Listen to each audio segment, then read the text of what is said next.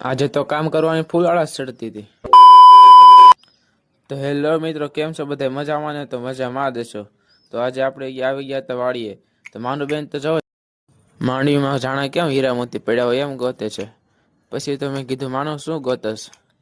સામું જોઈને શરમાઈ ગઈ. મેં કીધું રહેવા દે, એમાં તને કાંઈ નહીં જડ માંડવી સિવાય.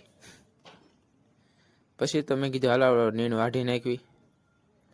પછી તમે જોઈ શકો છો કે આ બધી નીણ મારે વાઢવાની હતી. પછી માનુબેન આગેથી કે મારે નીણ વાઢવી છે એમ. મેં કીધું તું મકાઈની અંદર જાય ને તો આખી દેખાય નહીં જો.